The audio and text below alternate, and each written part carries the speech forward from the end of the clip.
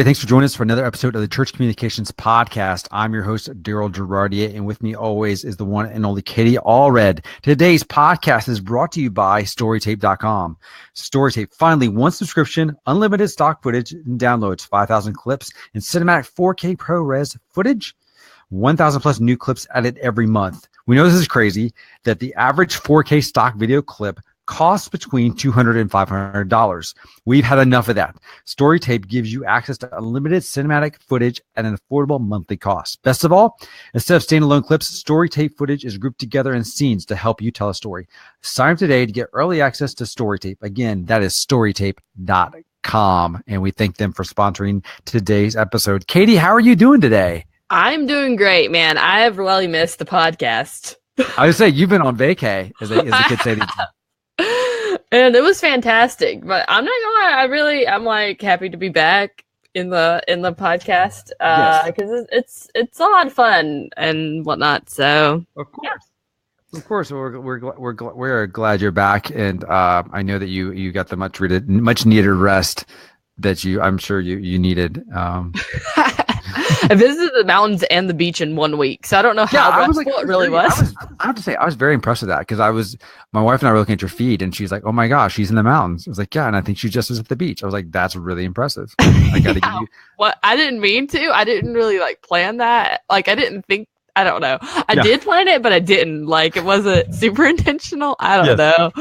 I got to give you credit. But I feel good about it. I feel fine. So. Awesome. Well, let's get down to the story. This week's stories. Story number one. You want to hit it off with the first one? Yeah. So Twitter rolled out today with 280 characters for everyone. So if you go on Twitter right now, you can write 280 characters, which is more than 4 or 5 sentences. It's like a whole paragraph worth of text. That's insane. Yeah, I wrote a really long one earlier today because I was like, oh my gosh, I can't stop typing. There's so much I can type. And I sound ridiculous. Why is this so long? I feel so winded now. Okay, did you see, okay, what's interesting but on your mobile app, did they get rid of the character counter and it's now this little circle that kind of fills up? Yeah, it's a circle, which I don't really like. I hate it. Character counter. Because I'm like, how will I know, if I run over, how do I know what to replace? I think there's I guess it doesn't matter because, links don't count as much as they used to. They only count for a certain amount of characters or something now, and then images don't count at all. And then usernames don't count at all. So, maybe that's they're just crazy. Whatever, who cares about the count? We may change the count again later, and here's a little thing that just tells you can keep going. Well, there we go. So now you can write your long lost novel all on Twitter if you want. And I want to thank all of my friends. What does that mean for politics? Who knows? I don't want to begin to think of it. However, all of my friends are using it, and I've immediately found that I'm more annoying than I really thought I ever would. So there we go. Check that out, kids. Yes. Yes. So Next story number 2 is, and Katie and I were debating. We don't know if this is a new tool that Facebook has launched, but it looks brand new. I've never seen it before. It's called Facebook Insights to Go, which is off of their Facebook IQ blog. We'll link to it again in the show notes for you to check it out. But what it does is basically, it looks like it allows you to put basically your Facebook page insights and from your ads and so forth, and you can do insights by region, industry, audience, cultural moments, campaign planning tactics, all that kind of stuff. And basically gives you a whole lot of data on what's going on with your Facebook content. Yeah. And then the cool thing is you can take the data cards or the cards and basically download them and turn them into slides. So basically you can build a presentation based off of your Facebook data. So that is pretty wild if that's what they're doing, if they're giving you more ways to kind of take your data and kind of Well, I'm looking at it right now, and it looks like you can only find data from certain regions, certain industries. I don't know if you can do it in your own sphere. So, and is it based off of ads, or is it based off of ads? One of the insights right now is on Facebook. 1 in 5 videos is now live broadcast. Oh, okay. So, and I guess you can narrow it down. So, let's see. All right, so I'm going to click US. Sorry, all those Canadians out there. I'm going to click, let's see if we can find nonprofit. I wonder if that's an option. Oh, so it's not. Neither is religion. What a bummer. How about, what's the nearest thing to us? Education? I guess. I guess. Okay. People. So people insights. Yeah, It so lets you I can do. find like people in their like weddings or But if millennial. nothing else, I would tell you this slide deck is a great slide deck if you're trying to convince your people they ought to use Facebook just based off of Facebook stats alone. You know what I'm saying? Like one in five Facebook, I'm looking at this. Facebook stats is live broadcast video. Facebook Live has grown by 4 times over the course of the last year. 53% of conversions of Facebook were mobile conversions, specifically during the holiday season. Yeah. Um, So it says 42% of inspired millennial travelers, I don't know who that is, say that they found their ideas for their most recent trip on Messenger. what? Yeah, like what? How do you find ideas for your trips on Messenger? I don't know. I mean, I know Messenger's got some new features like polls and stuff like that they're adding, but Yeah, that's there's no interesting. source for it. I don't know. It's just interesting. There's a lot of really good research. So I guess if you're looking for some stats about Facebook Yeah, check it out. Insights to go. Place to check out and get some new stats for Facebook, especially if you're trying to convince your leadership of you want to go in a different direction. want to go in a different direction. Sorry. You're good. You got the next news story. Okay, great. So there we found this. I found this great article by Sam Rayner, who isn't that Tom Rayner's son? That's Tom Rayner's, yeah, one Tom Rayner's kids. Yeah. Yeah. And it's talking about churches should close the pay gap. So for women on staff, and so it's just interesting. He lists a lot of really good. It's a lot of good stuff. I'm going to talk about like a lot of the reasons. It says it's a historic trend. The pay gap for women on church staff was 40 cents in the late 1970s and early 1980s, and the trend is improving nationally, but in many churches is still a major problem. He said, like today, it is still between 7 and 24% less than men. Yeah. Yeah. So yeah, exactly. That's a pretty significant amount if you think Huge about amount. it. It's a huge amount. And and I know like in the corporate world, of course they're addressing it by leaps and bounds, but how much more should we do that? I mean, like, I don't know, Jesus cared about the woman at the well, and he cared about women because he showed up to them first. And so I feel like, he elevated women to a stature where he felt like they were valuable and that kind of stuff. So how much more should we like take the lead in doing those things? Of course, paying them for the job that they're doing, like the job that I'm doing. But at the same time, like, how can we be fair to a man or a woman doing the exact same job? And so, exactly. Yeah. So, of course, we have theological convictions about the roles of men and women in the church. And so, but you should pay her fairly if she's taking on responsibility. So, yeah. Anyways, great article. So you should definitely read the rest of it. Yeah, my wife always tells me, my wife who is a minister always tells me that this is going to be a growing problem because the number of young girls and women that she counsels and spends time with who are wanting to go in the ministry, she says she sees that growing on an uptick. And she sees more and more of them wanting to get in. And I think this can become more and more of an issue in the long run. Yeah, it's so neat. There's like another stat that says women are 5 times more likely to work part-time at a church than men. Oh, I believe it. And it says married women with children fare worse in churches. They make 28% less than men. Oh, gosh. Wow. Yeah. I did not know that. That's crazy. So. All right, next story. Clarifying Facebook test. So Facebook wrote a blog post for us folks that I think is really insightful. A few weeks ago, I scared everyone. We may have sounded the alarm that your Facebook page was going to get like 0 organic reach. Like they're killing it. You ain't getting any reach unless you pay for it. And be honest with you, for most of us, like I fall in the camp of I'm not surprised. I'm not surprised. Doesn't shock me at all. No. That's probably the route they're going to go. However, Facebook recently wrote a post here that basically saying, okay, time out, guys. That's not what we're doing. We're basically just testing stuff out. And from time to time, we do those sort of things. We kind of test these things out. Mm-hmm. So basically they said, we're not going to do this. Don't worry about this. Now, organic reach is still hovering, what, Katie, around 10%, 8 to 10% maybe? Well, the latest research that I read was like 2%. Is it 2%? Yeah. So you're still getting really low on your organic reach, which was why, Katie, you should invest in what? What should you invest in, Katie? Facebook groups. That's right. Yeah. If you're going to do stuff on Facebook groups. Yeah.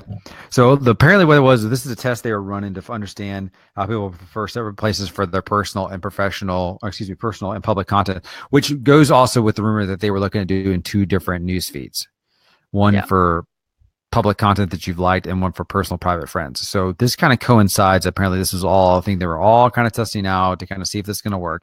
And so they said, hey, you know what? Not right now. So it could come at some point, but it's not going to be today. But if I were you, I would take a hard look at saying, what do you do? What can we do? And you, Katie, just recently wrote in the group about how the fact that you have been surprised that you've been publishing less content for us, Yeah. but a certain type of content. Which is kind of funny because, you know, I just said 2% like organic content. Like normally you reach 2% of your audience. So we have 8,000 people, 8,000, 2% of that. I don't know math, but, you know, it's a low amount. So we could expect maybe 200 people to see it or something. And honestly, with our videos, since we've done them in a square format, we've switched from the, you know, the standard 16:9 to a square. We're also doing some more, I'd like to do more horizontal. We're going to have to work with our camera guys to figure that one out in the future. But, you know, since we switched that and we started pushing more worship music, more content that's more about the gospel or about ministry, and it's all video, you know, and that's why I just posted in the group, like 80%, I think, of our content is mostly video. And since we switched that, we've done so much better, which is really crazy. Like we've broken the 2% rule by every time.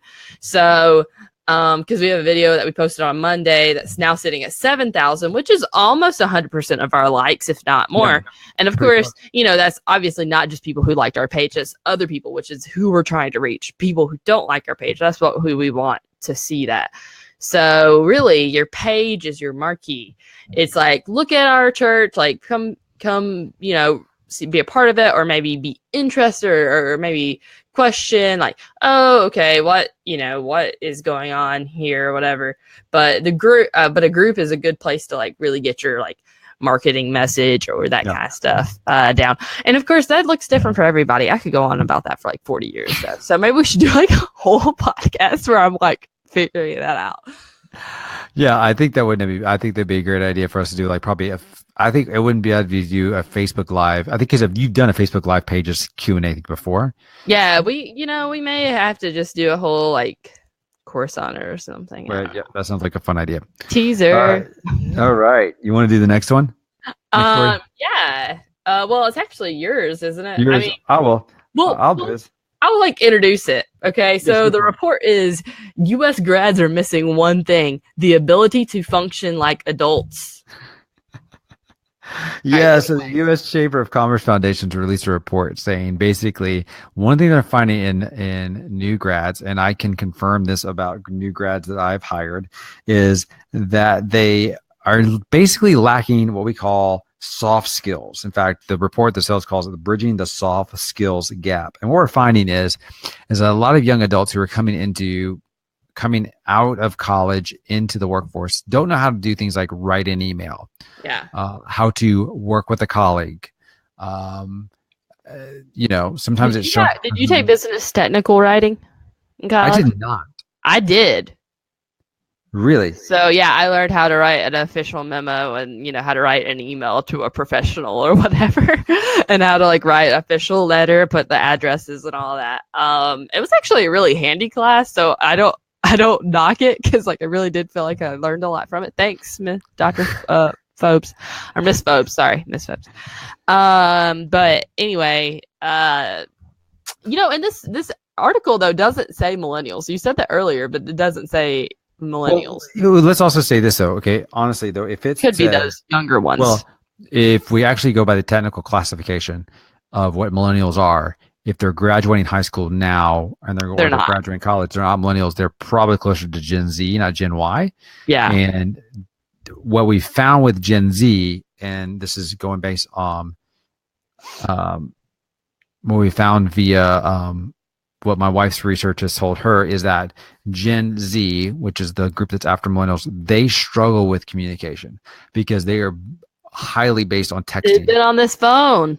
They're on the phone. So they highly struggle with the work environment of actually communicating and explaining their emotions, explaining things in logical thought, and pulling all those things together. So I can see why this gap. But yeah, the soft skills, when they talk soft skills, by the way, they're talking about critical thinking, team working, organizational skills, work ethic, persistence, creativity, and basically relationship skills, dealing with conflict resolution, all those things that if you spend your time on the mobile device, you really won't develop. I almost wonder if we shouldn't this is going to sound crazy. I'm going to sound crazy. I'm like, I almost wonder if we shouldn't have like a law where you can't have you can't have tablets or iPhones or something until you reach a certain age. I mean, it's almost like because there's been studies that have proven that you get addicted to it. And so is it not just as critically terrible as here's what I thought. Smoking, I don't know. I know, of course, it's a great research tool. It's a great educational tool. If I hadn't had it when I was 9 years old, I wouldn't be sitting here right now. I think here's what I think that and how it applies to the church is this. I think one of the things we have to realize is that we have a group of young adults who are coming out of high school, now in college, who who absorb content in such a radically different ways than even people in their mid to late 20s. Oh yeah, definitely. Different than me. Very different. And so what I have found when I'm working with ministers who, let's say they're in their mid 40s to upper 50s, is they struggle with Gen Y. In other words, they struggle with taking their content and their mind thinking they're dumbing it down. Like, you're not dumbing it down. You're just reformatting it. Yeah. And so now you have, I think, a group of people that are in their mid 30s to late 20s who all of a sudden, I would say the same thing again. Yeah, the content that you worked on when you first started working on Facebook or Instagram, that's not going to work for this next generation because their skill sets are different. And so I think what we're seeing like literally you're looking at 4 or 5 different generations all using the same tool, but using it differently and communicating differently on that tool. And so as a church communicator, that is just, I mean, think about that. That's a pretty radical concept. You know? It's much different than 40 years ago when you were saying, okay, I'll throw out a newspaper ad for my church. Right. And that was it for 40 years. That's what everyone did. Like from the, 1940 to 1999. Like, oh, we're just going to put in a newspaper ad. Like, how many times have you gotten stuff? Have you gotten pushback on the fact that you published content that somebody didn't think was deemed worthy enough for our page? An unimaginable. I can't even tell you. I can't tell you how many. I mean, it's uncountable. Every day. A lot of times people are like, Katie, you shouldn't have posted that. My message about my nurse workers event was way more important than pizza toppings. How many times? Yeah, I will still never forget the minister who chided you for souls that were going to go to hell because you weren't willing to post about the gospel on the Facebook page. I post about the gospel all the time. I'm like, I don't know what you're talking about. Just throw the Bible at people every day, but anyway, you can't. But it's specifically what I'm saying. Yeah, go back to the point is that you can't, specifically when you're really dealing with a whole group of generation that just communicates and functions differently, and just be like acknowledging. They talk in emojis. I mean, we have an emoji Bible now, so what does that mean? What does it mean for communication? I don't know. Are we going back to hieroglyphics? It does mean this. It does. I do think what it does mean is that you are going to have to, try a lot of different things until you figure out the secret sauce. Yeah. And you got to be willing to do a lot more experimentation than probably you're going to be comfortable with. Well, 2 Timothy, no fear, man. No fear. Yeah, so we'll see, but yeah, I think it's something to keep an eye on. Now I say all that as if they're using Facebook, when the reality is you and I both know they're not. We know that they're pretty much on Instagram and Snapchat. I'm wondering though if that will change as they get older. I don't know. Okay, so let me pose you this: Do you think that Facebook is kind of like email? That when you get older, you just kind of have to get one. Well, yeah. Well, I definitely think it's the white pages. I mean, that's what, I talked to. Okay, so my cousin, he just graduated college. And I feel like he is in a whole different generation than me, even though he's not. He's on the edge of both, I guess. Yeah. And old enough to remember not having an iPhone, but having one pretty soon. Anyway, Yeah. so he was like, I use Snapchat for my inner circle, like to talk to my friends. He was like, I have Facebook because sometimes I need to look up someone and I can't remember their phone number, but I know they're probably on Facebook. So I use that to talk to them or to reach someone like that. So Facebook's the new white pages, you're going to have one so people can find your face. But not because you're going to be communicating on it 24/7. So I think that's why Facebook's putting a lot of dice into Messenger. Yep. And that's why they might even see that the news feed is not important. And what was really neat, my cousin also said, I liked a bunch of stuff when I was younger because, you can have like a Facebook page when you're 13. He was like, I liked a ton of stuff back then and I don't like any of it now. So I don't go on Facebook because I don't want to see any of that. And he was like, and I'm friends with all these people from when I was younger and I don't care to see any of that stuff. He was like, so I only go on Snapchat so I can talk to my 5 friends that I always snap. And that's that. And he was like, and I don't need to go back and remember what we snapped earlier or whatever. He was like, it's not that way. I don't know. Yeah. So I don't know. I feel like Facebook has a place because it's so nice to like put your memories on there and you can go back and look. It's like a historical archive of your life in a weird way. And like, we can even talk about like what are you leaving behind for your kids in your digital presence, because there's quite a bit of that too, but I don't know. I don't know where I was going with that. Well, I think you're bringing up a good point. I think at what point is the decision going to be made for us to not abandon Facebook, but at some point we're going to have to turn around and we're going to have to make that. We're going to have to turn around and kind of almost slowly peel ourselves away from it and probably say, spend equal amount of time, if not more time, on Instagram and possibly even Snapchat. That's going to happen. Now, the problem is for us is, if we're honest, that's going to be uncomfortable.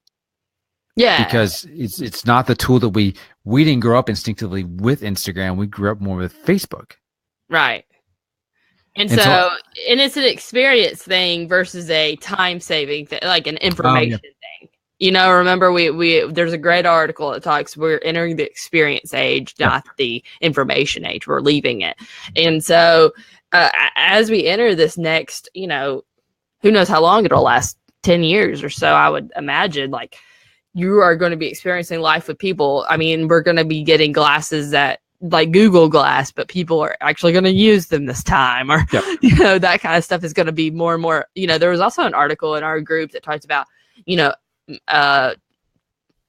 Tusk, what's his name? Elon Musk. Yeah, thank you. At Tesla. I like Elon Tusk better though. I'm gonna remember that one.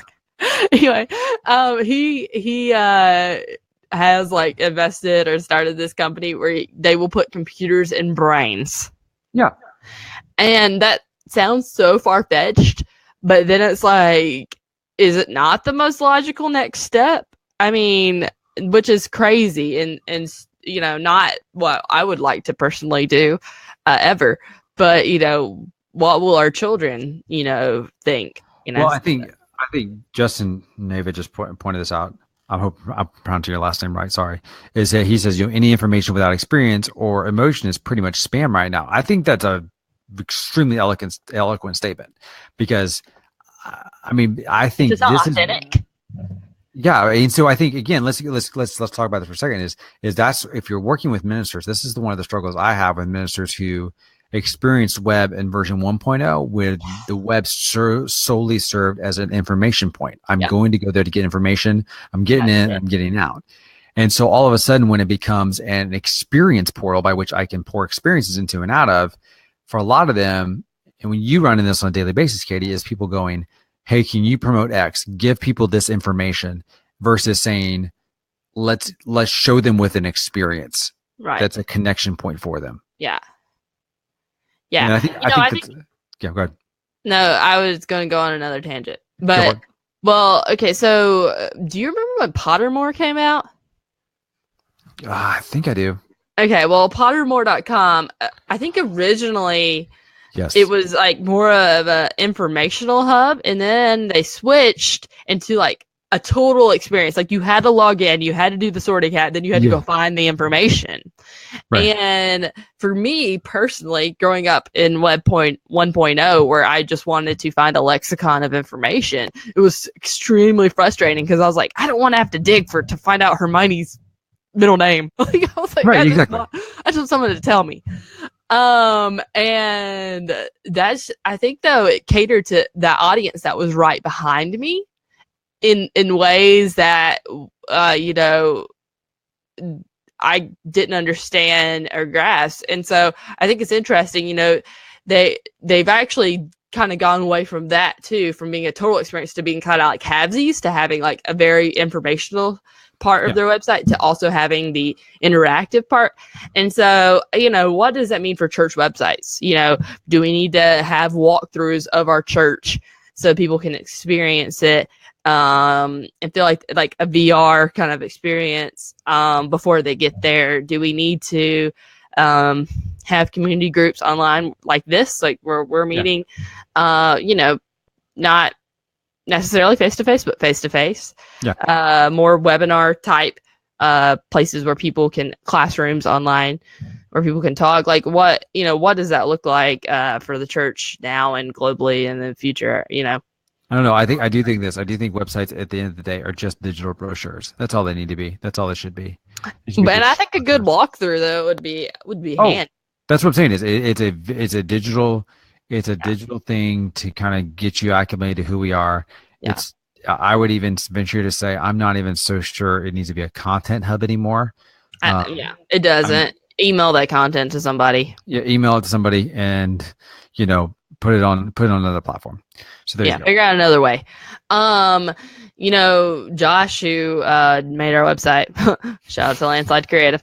Yeah. That he's learning React right now, so they're doing all sorts of stuff with that cool, like walking through a building sort of situation, like creating that sort of experience. So I'm interested to see how that works out for him, because we'll probably need to do it in the future as well. We will. And you and I have actually priced out and sat down with a actual VR expert, and he actually did a map of the church and gave us a quote.